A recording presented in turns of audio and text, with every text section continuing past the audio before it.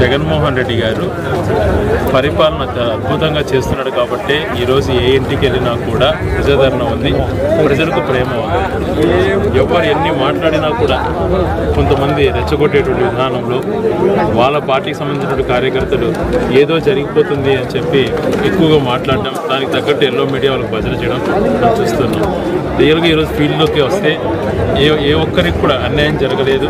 ఏ ఒక్కరి అర్హత ఉన్న వాళ్ళకి అందరికీ కూడా పథకాలు వర్తించడంలో గతంలో ఎప్పుడూ జరగనంతగా జరిగింది. ఒక్కొక్క గ్రామానికి 30 కోట్లు, 40 కోట్లు, 50 కోట్ల వరకు సంక్షేమం ఒక గ్రామ జనాభాను బట్టి ప్రతి ఒక్కరికి ఆ గ్రామానికి అన్ని కోట్ల రూపాయలు ఇవ్వడం జరిగింది. అలాగే ప్రతి ఒక్కరు కూడా ఆలోచన చేయమంటున్నాం. ఈరోజు నేను రాయలసీమ వాసిని, కరువు ప్రాంతానికి సంబంధించినటువంటి ప్రాంతం. 4 సంవత్సరాలు వర్షాలు బ్రహ్మాండంగా పడ్డాయి. వెలిగెల్లి కాలువ కూడా, వెలిగెల్లి కెనాల్ డ్యాంలో కూడా 80,000 క్యూసెక్లు బయటకు వదిలి ఆ రకంగా గేట్ కంటిన్యూస్గా ఎత్తిన పరిస్థితి కూడా కళ్ళలో ఊహించుకునే విధంగా జరిగింది. ఒక్క సంవత్సరం వర్షాలు పడకపోతేనే భూములు రైతులు ఎలాగ అల్లాడిపోతున్నారో చూసినటువంటి అంశం. వెలిగెల్లి నుంచి వీలైనంత వరకు లాస్ట్ టైం టైలెండ్ వరకు నీళ్ళు ఇవ్వగలిగినాం. మిగిలినటువంటి ప్రతి చెరువుకు నీళ్ళు ఇవ్వాలన్నటువంటి దైవంతో పనిచేసిన పనిని ఏ రకంగా కాలేటి వాగును కంప్లీట్ చేసుకొని టనల్ను కూడా కంప్లీట్ చేసుకుంటూ దాదాపు 78% పనులు పూర్తి చేయడం జరిగింది. ఆ పనులు అయిపోతే పూర్తి స్థాయిలో కృష్ణా జిల్లాలో గెండికోట నుంచి ఇక్కడ ఈ ప్రాంతాలలో చెరువులు కన్నిటిని నింపుకునే అవకాశం కలుగుతుంది. గెండికోటని 3 టీఎంసీలు కుదించిన చంద్రబాబు నాయుడు గారు, రాజశేఖర రెడ్డి గారు దాన్ని 28 టీఎంసీలకు చేస్తే జగన్మోహన్ రెడ్డి గారు ఆ గెండికోట పూర్తి నిండేందుకు ప్రయత్నం చేశారు. 28 టీఎంసీలు నీళ్ళు నింపారు. భవిష్యత్తులో అదే మనకు వరప్రసాదన అవుతుంది. శ్రీశైలం నుంచి గెండికోట నుంచి కాలేటి వాగు నుంచి వెలిగెల్లి.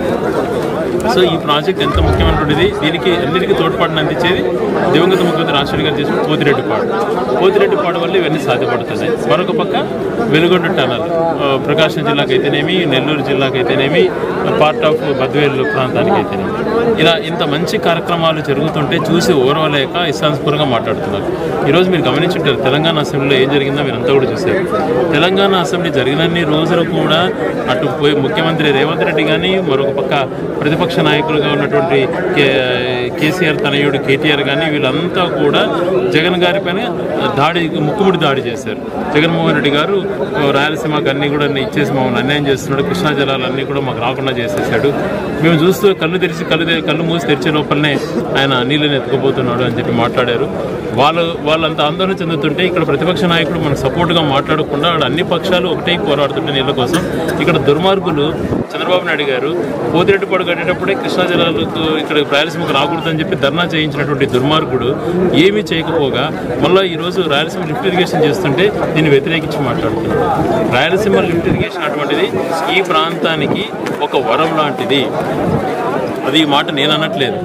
తెలంగాణలోనే సాక్షాత్ అసెంబ్లీలోనే మేము కళ్ళు మూసి తెరిచే లోపలనే ఆయన రాయలసీమ లిఫ్ట్ ఇరిగేషన్ కట్టేశాడన్నారు.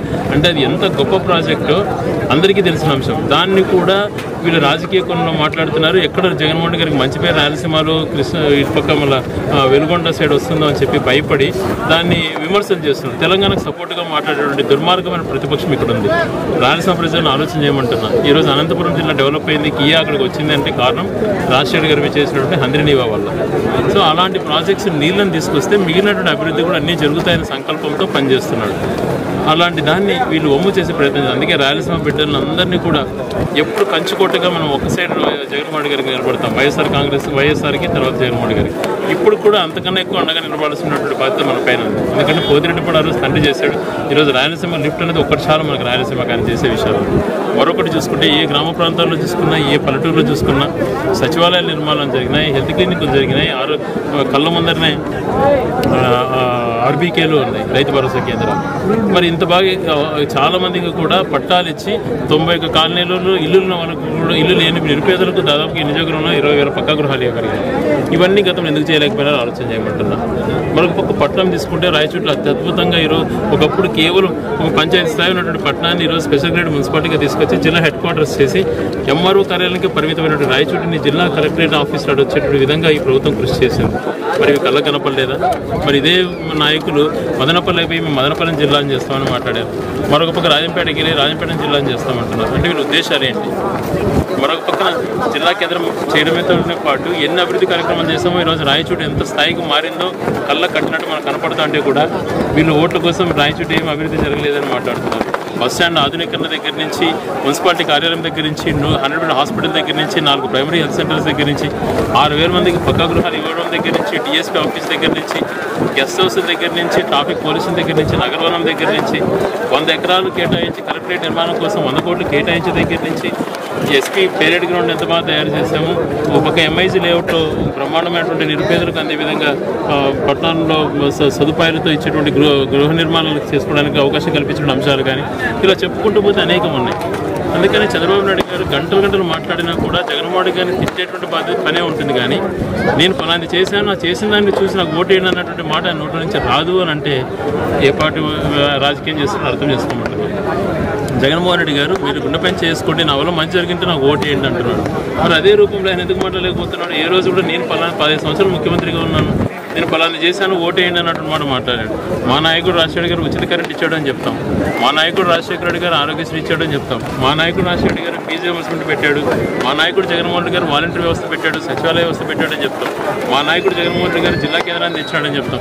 మీరేం చెప్తారో చెప్పండి అని అంటే ఊరికి తిట్టడమే పరమవిధిగా పెట్టుకొని వాణి తలకాయ తీసేస్తాం, వీని చంపుతాం, మేము పోలీసులతో చంపిస్తాం, వాళ్ళని చేస్తాం, మేము అవి చేస్తామంటే దానికి ఎవరు ప్రజలు అమాయకులు కాదు కదా, గమనిస్తారు. ఇవన్నీ శాంతియుతంగా ప్రజాస్వామ్యబద్ధంగా ఊరిని అభివృద్ధి చేసుకోవడంతో పాటు, ప్రాంతాన్ని అభివృద్ధి చేసుకోవడంతో పాటు మంచి చెడు ఒక రాజకీయ నాయకుడికి ఉన్న లక్షణాలలో ఆప్యాయత, అనుబంధంతో పాటు మంచితనం ఉండాలి, ఓపిక ఉండాలి, చాలా సహనంతో పాటు ఒక విజన్ ఉండాలి. విజన్ ఉన్నప్పుడు మాత్రమే ప్రజలు ఆదరిస్తారు. కానీ టెంపరీగా ఎమోషన్స్ క్రియేట్ చేసేసి ఏదో చేయాలి, సృష్టించాలి అన్నటువంటి భావనతో ఉండడం చూస్తే అందుకే లోకేష్ లాంటి ఎమ్మెల్యే కూడా ఓడిపోయాడు.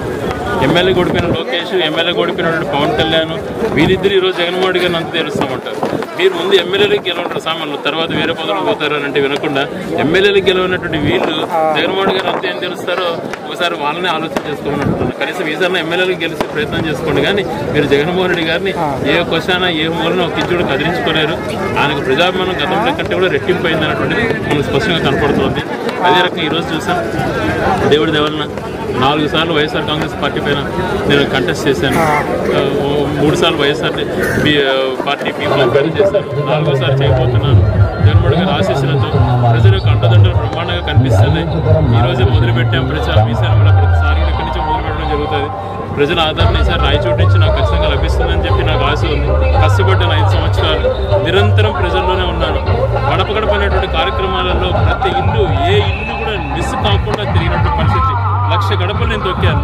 ఆ ఊర్లో మౌలిక వసతులు చూశాను, ఆ ఊర్లో భౌగోళిక పరిస్థితులు నేను చూశాను. ప్రతి ఇంటిలో ప్రతి మనిషిని చేయగలిగాను. ఇప్పుడున్న నాయకులుగా సాధ్యపడుతుందా చెప్పమంటున్నాను. కరోనా టైంలో కూడా ఒక్కరోజు కూడా ఇంట్లో విశ్రాంతి తీసుకోకుండా పేద ప్రజలలో కరోనా హాస్పిటల్లో పడుకొని పేద ప్రజలతో పాటు ఉన్నాను. వాళ్ళకు అన్నం పెట్టించాను. ఆ రోజుల్లో వీళ్ళంతా ఎక్కడికి పోయారో ప్రశ్నిస్తున్నారు.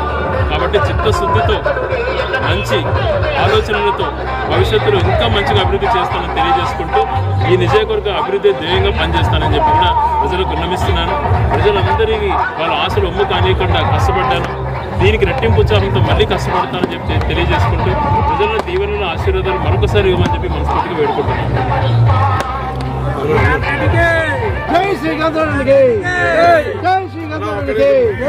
వైఎస్ఆర్సీపీ 5 ఏళ్ల కాలంలో 2.5 ఏళ్ళు కరోనా ఉండింది.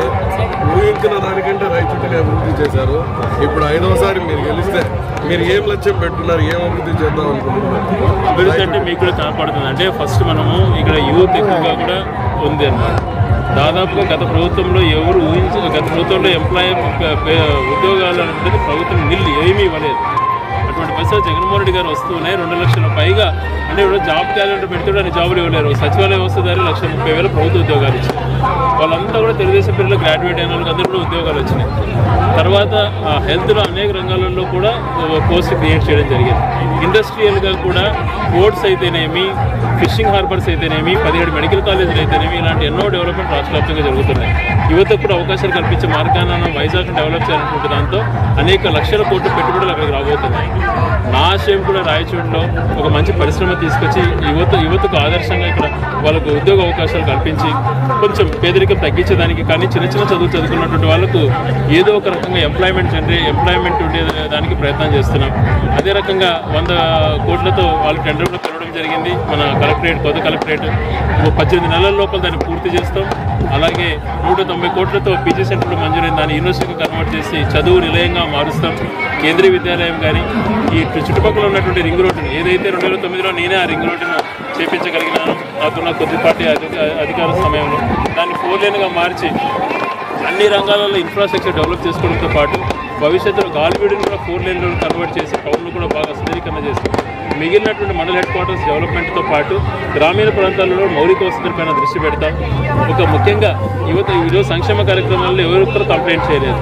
ప్రతి ఒక్కరు గర్వంగా చెప్పుకోవచ్చు, ప్రతి ఊర్లో స్కూల్ నాడు నేడు రూపంలో బ్రహ్మాండంగా చేంజ్ జరిగిందని చెప్పి. రాయచూడు పట్టణంలో కూడా స్కూల్స్ బ్రహ్మాండంగా డెవలప్ అయినాయి, హాస్పిటల్స్ అయినాయి. భవిష్యత్తులో ఇంకా కూడా కొన్ని వేరే ఏవైతే ప్రజలకు అవసరాలు ఉన్నాయో వాటిపైన చిత్తశుద్ధి ప్రయత్నం చేసి ఫస్ట్ నేను మాట ఇచ్చిన విధంగా పరిశ్రమ ఒకటి తీసుకోవడానికి చిత్తశుద్ధి ప్రయత్నం చేస్తాం. యూనివర్సిటీ ఒకటి రాయచూడులో ఏర్పాటు చేయడంతో పాటు ఏదైతే గతంలో ఊహించిన విధంగా కూడా మంచి చేస్తామో అంతకంటే డబల్ ఉత్సాహంతో ఆ పరిస్థితుల బట్టి అనుగుణంగా ఏదైతే రాయచూడుకు ఉపయోగపడుతుందో, ఏదైతే ప్రాంతానికి చేస్తే మేలు జరుగుతుందో అన్ని ప్రాంతాల్లో అన్ని కోణాలలో ఆలోచన చేసి ప్రజలకు మంచి చేసే విషయంలో రాజీ పడకుండా ప్రయత్నం చేస్తాం.